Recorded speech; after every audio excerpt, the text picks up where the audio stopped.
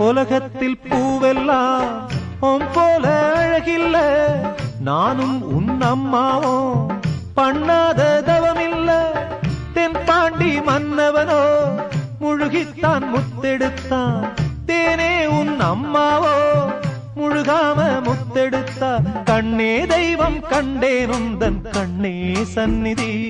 ஓ முத்தம் பட்டு எச்சில் பட்டா கொஞ்சம் நிம்மதி சின்ன சின்ன பூவே நீ கண்ணால் பாரு போதும்